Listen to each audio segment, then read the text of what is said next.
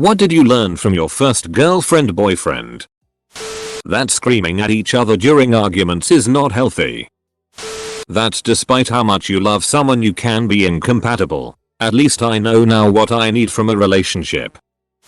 Sometimes the way people behave in relationships have nothing to do with you or me in this sense. I dated a girl who went from guy to guy to guy, and I realized that I was a small bump on a road to her finding out who she is and dealing with the things she needs to grow up and be a beautiful person. I've done the same to women. I hope this makes sense.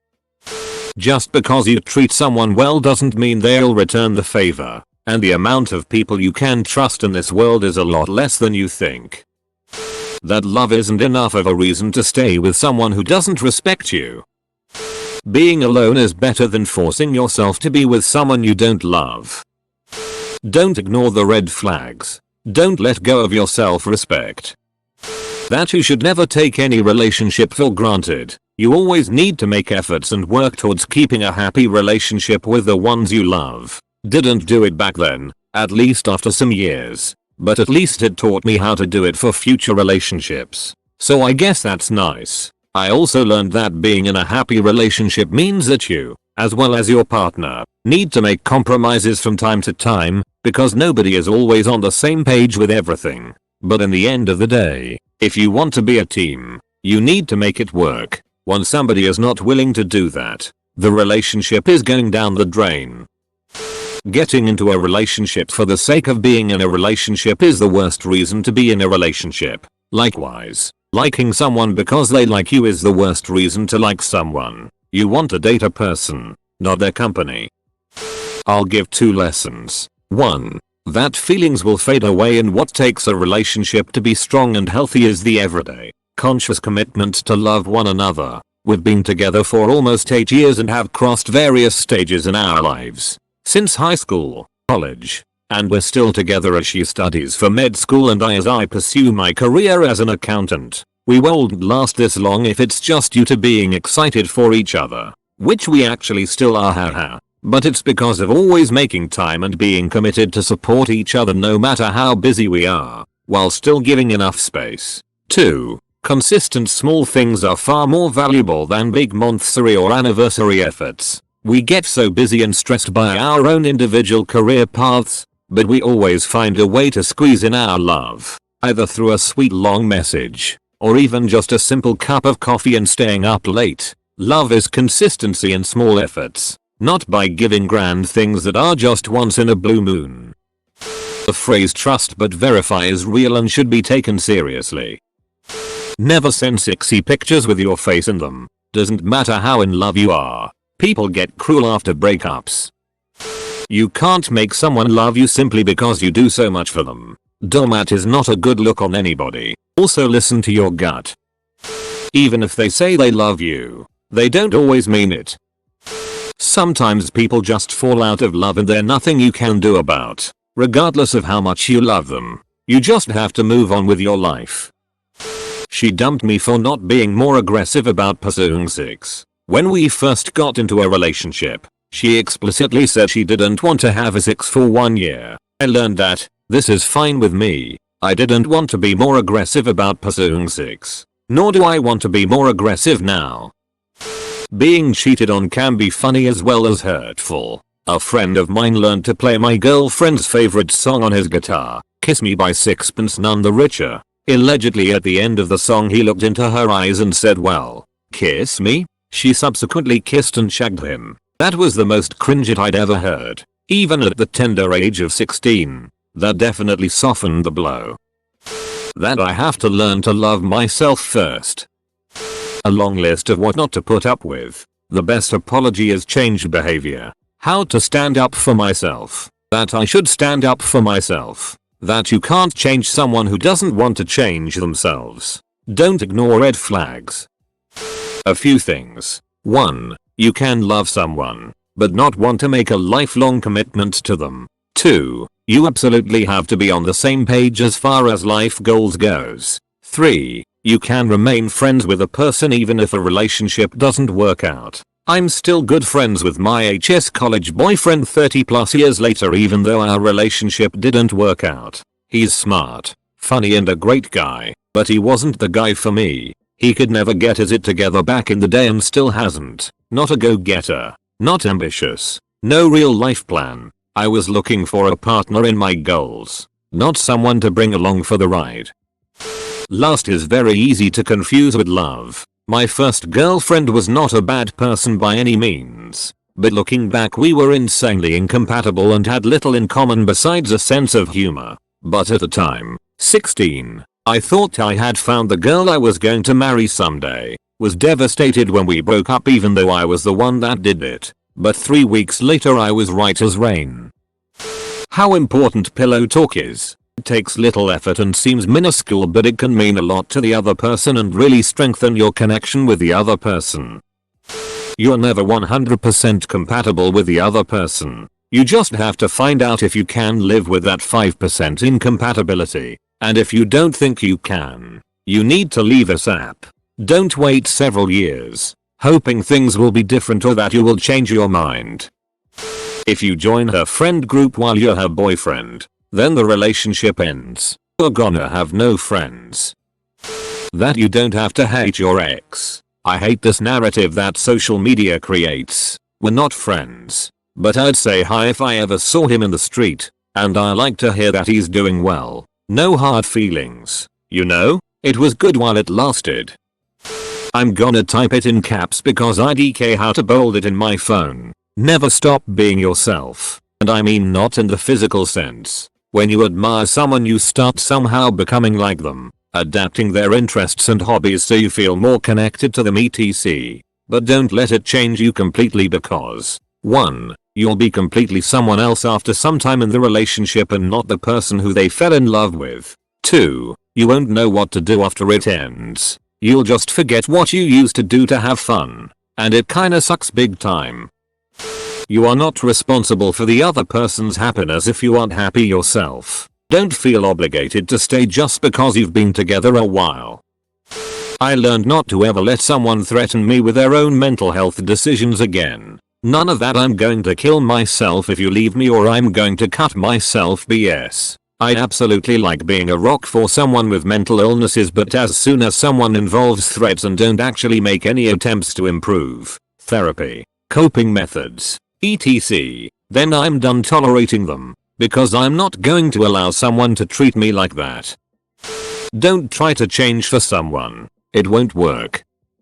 If he punches you once, he's probably going to escalate that behavior. Luckily for me, when he punched me he did it in front of my best friend who then proceeded to kick the crap out of him. He never punched or otherwise physically hurt me again. But as I live in a small town and everyone knows everyone else, I've heard through people who still know him that he has been divorced 3 times because he keeps beating up his wives. A person who hits other people probably won't ever change. If you're in a relationship where your so hits you, please reach out to whatever resources are available to help you get out. It won't get better and you don't deserve it. The National Domestic Violence Hotline in the US is 1-800-799-7233.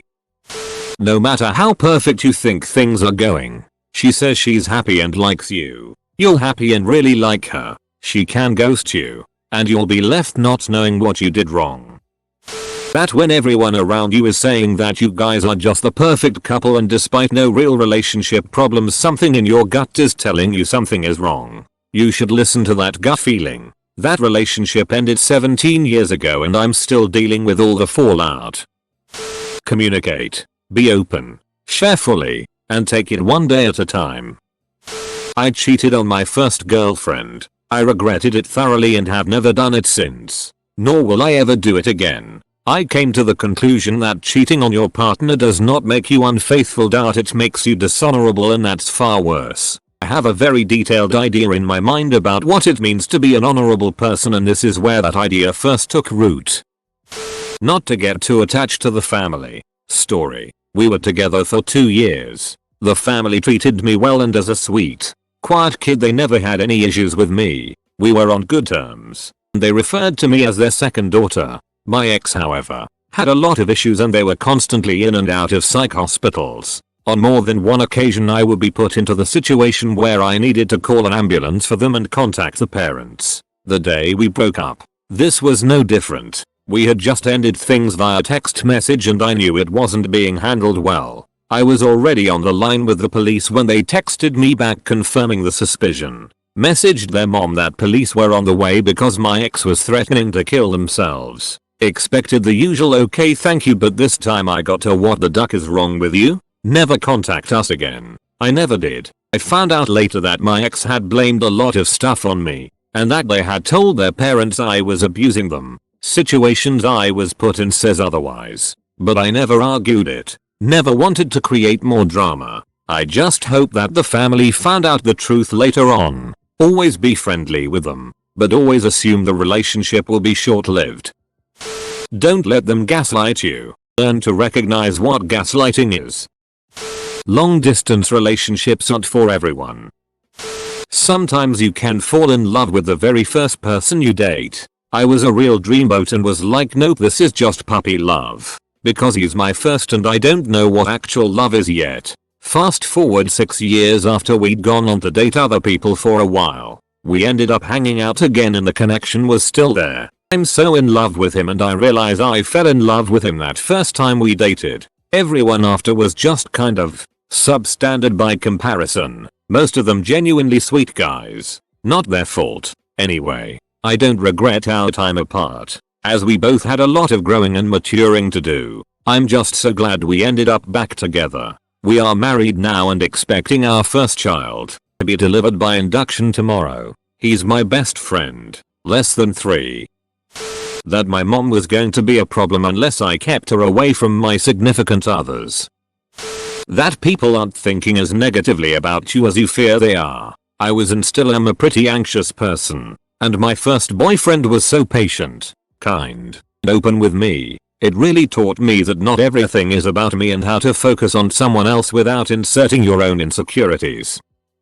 That is never just a friend. 3 things. Firstly, that immediate chemistry doesn't mean you'll last. E and I hit it off immediately, but we really had nothing in common. Second, that splitting up doesn't need to be some massive drama or argument or involve bad blood. E and I called it off. She dumped me while I was thinking about and putting off dumping her. Completely civil. Third, that awful things happen to good people. E and I weren't a match, but after we split I always wished her well. Then I saw her face 3 years later in the newspaper and the news was bad. Teen critical after hit and run. Not expected to make it. It would be many years until I found out that she did make a miracle recovery. That really ducked me up even though it took me a long time to understand it. That I was someone that other can truly love. Guys are like oranges and relationships are like roller coasters. Also direct quotes from my first boyfriend, 14, when he dumped me. Still not sure where he was going with those. Edit. I realized teenage boys are stupid AF. Listen to their friends. His friends always asked me what I saw in him and why I was with him. That I could do better. His own friend said this. I was so blinded, so every time anyone would ask me I'd just say I thought he was the best and I felt like I was the one that was lucky. He dumped me and after being so heartbroken I didn't think I could go on. The cloud finally lifted and I saw everything they said about him was true. He was a terrible person. She had broken up with you, in their minds, before the actual breakup. The first girl I called my girlfriend, 5th grade. I learned that holding hands makes your palms real sweaty. Turns out body heat is a real thing. First serious girlfriend. I learned that women really want 6'2". In that relationship it was the opposite of the stereotypical jock and cheerleader where the jock is pressuring the girl to do more. I wasn't ready or comfortable and she was very pushy. TLDR. Body heat exists. And women can be vicious.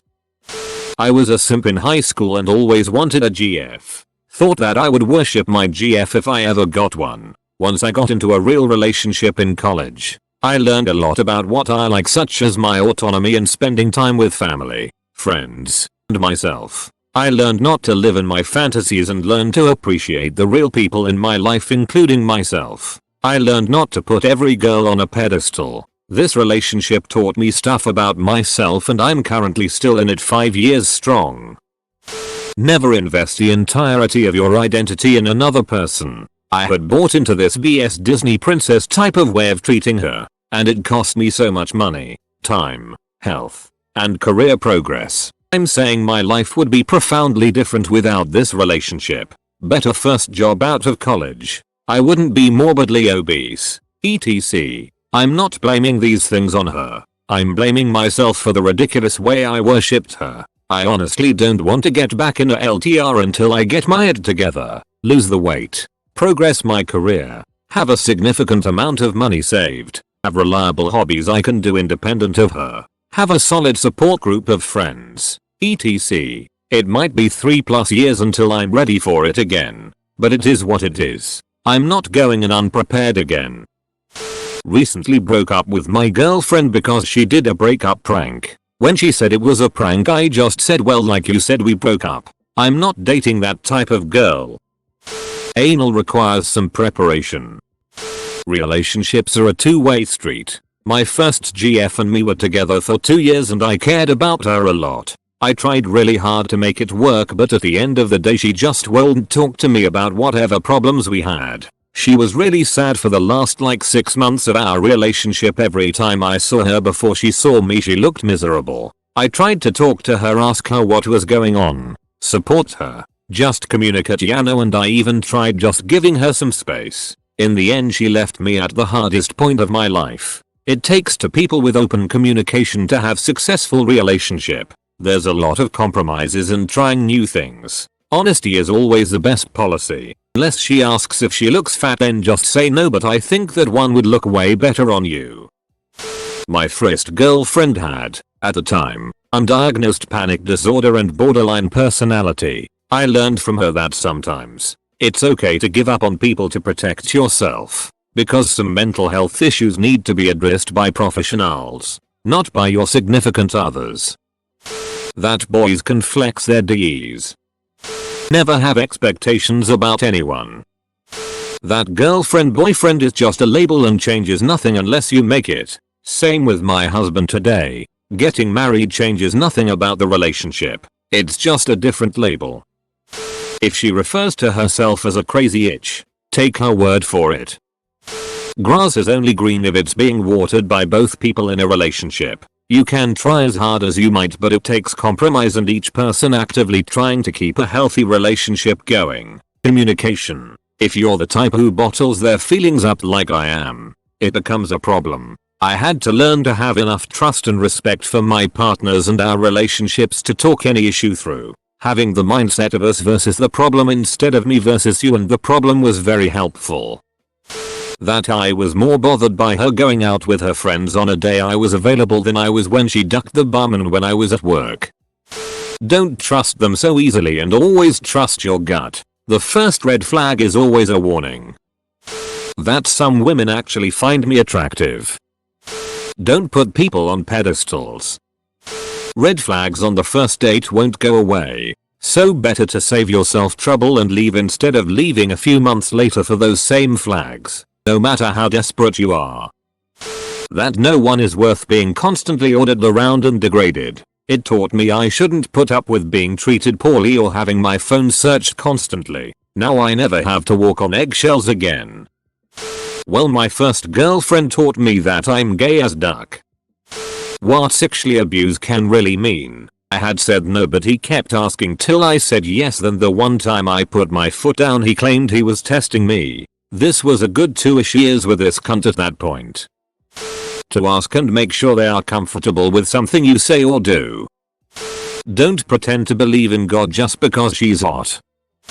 Don't drop your personal standards just to prove how intimate and familiar you are. It looks cute in the movies to be standing around half naked in the kitchen, but it just made me feel like a real slob. It started with little things like the above, then ended up with us eating naked in bed. Not showering in the mornings, not cleaning the dishes straight away, letting them use the toilet whilst I was brushing my teeth. I've always been a very clean and house proud person, but in that relationship I became a complete slob and gained 15 kg. 6 can wait. My kitchen floors can't.